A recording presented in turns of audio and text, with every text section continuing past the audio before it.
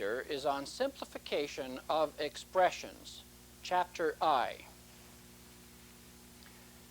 The word simplification means the process of reducing an expression or a statement to a briefer form or one easier to work with.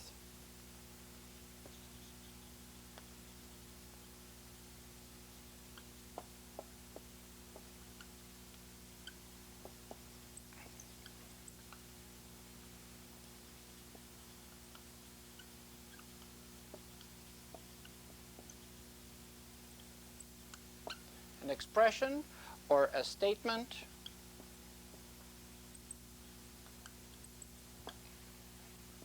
to a briefer form or one easier to work with.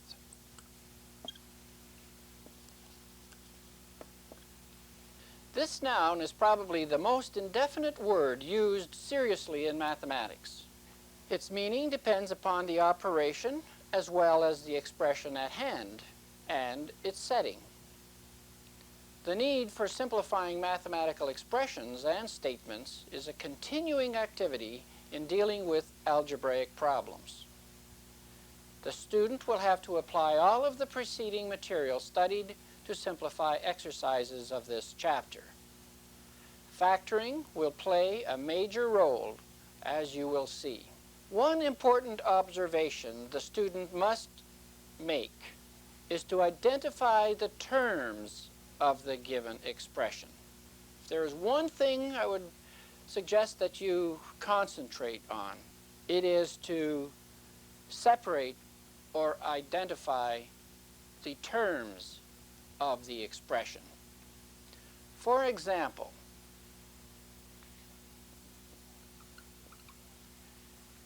if we have 3 multiplied by x minus y, followed by minus 2a times x minus y, followed by plus b times x minus y, here we have an example consisting of 3 terms. So we have here 3 terms in the example. Term 1, term 2, and term 3. Is to take out x minus y as the common factor and removing these factors from the 3 terms, write in a separate set of brackets the factors that remain. If you take that away, because you have it represented here, if you take that away, and if you take that away, because again it's represented here, what remains is the 3, the minus 2a, and the plus b. Here is another example. E to the minus x multiplied by x minus e to the minus x multiplied by y. Identify the terms of the expression. Here is a term,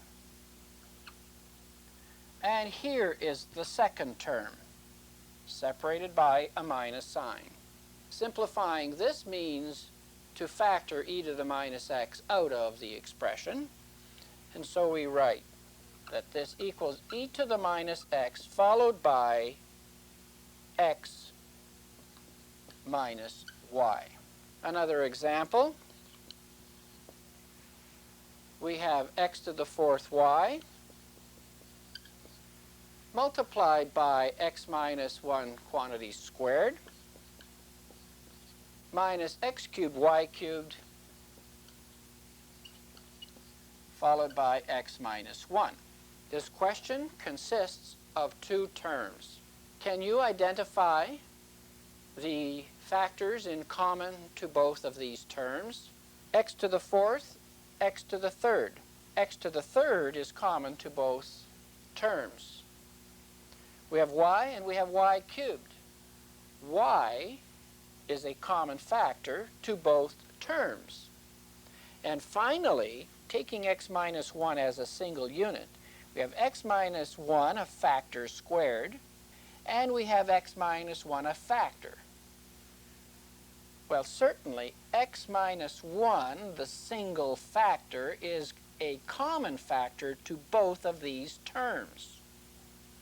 Putting all those common factors together, we have the highest common factor equal to, what did I say? X cubed, y, and x minus 1. When you take those out of the two terms, or from the expression, we then lump the remaining factors into a following set of brackets. What are they? Well, it'll be x here, and it'll be one of the binomial factors x minus 1. So combining that and that, we get x followed by x minus 1. That's left out of that term when you remove the common factor from it. Go to the next term and remove x cubed y from it, as well as x minus 1. You have left then simply minus y squared. Look at it carefully. Take out the common factor from the term, so the x cubed will go, one of the y's will go, and the binomial factor will go, leaving minus y squared. Minus y squared. Now this should be simplified further. And we want to write, therefore, I think we'll end up with the final answer, x cubed y followed by x minus 1 followed by x squared minus x minus y squared. Be careful, some of these trinomials are factorable, but this one is not.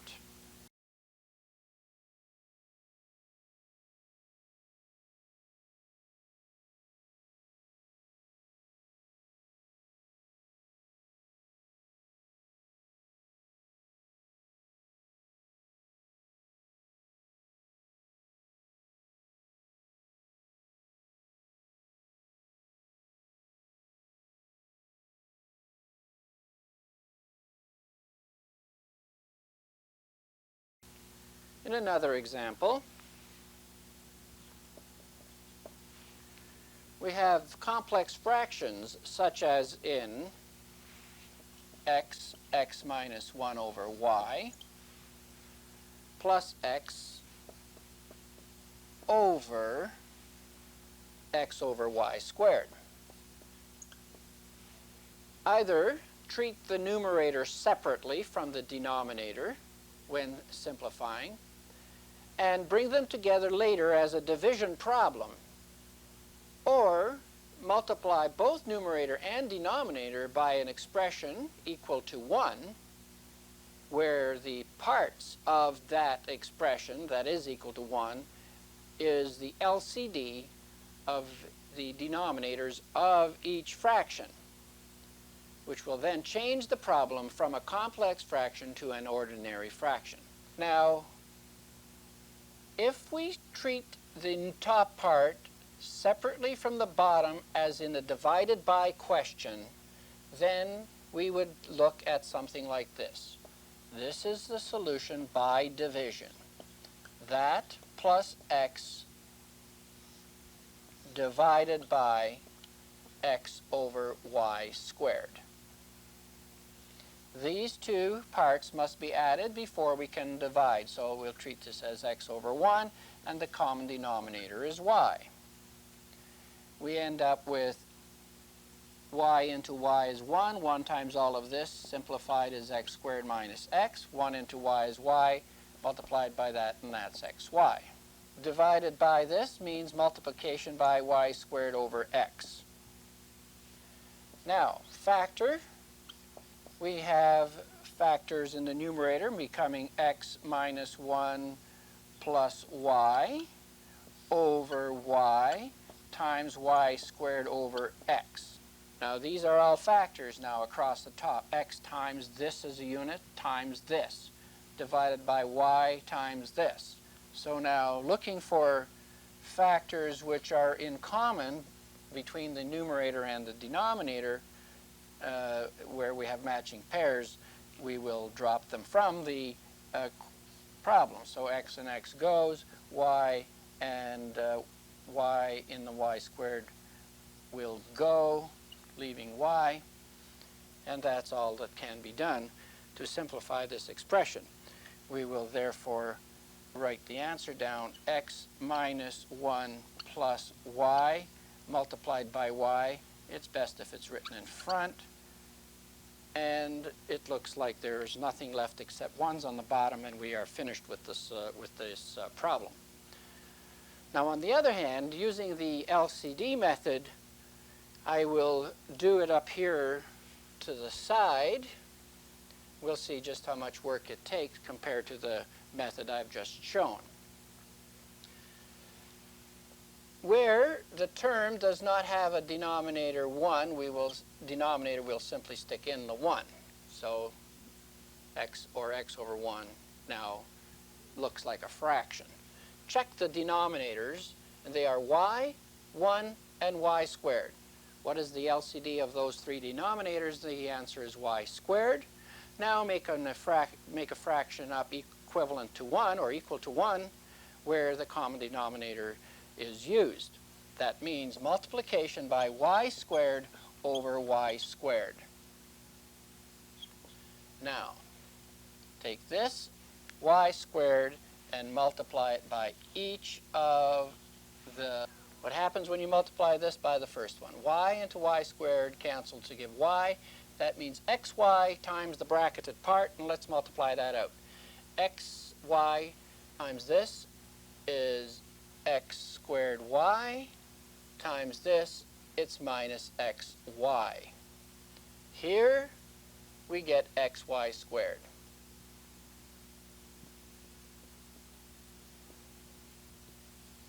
On the bottom, x over y squared times y squared leaves x alone. Now, it can be seen that x is a common factor in the numerator, so we write x bracket xy minus y plus y squared over x, and that can go. Y is a common factor, and you end up with x minus 1 plus y in the second factor. So as you can see, these are now the same.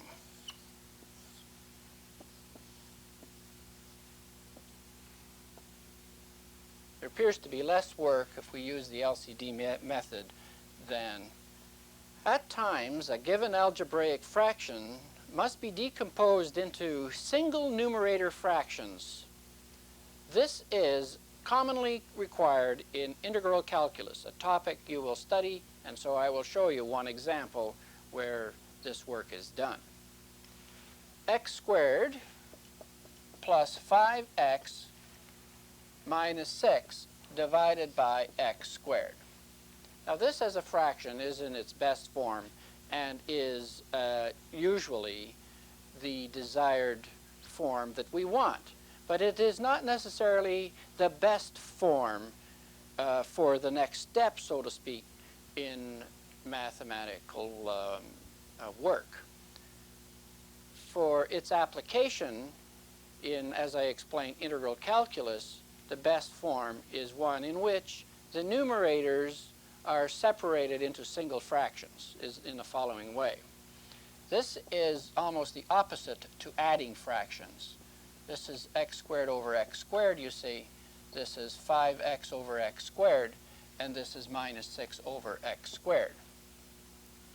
This becomes 1 plus 5 over x and minus 6 over x squared. Each of these numerators has been expressed as a single fraction now.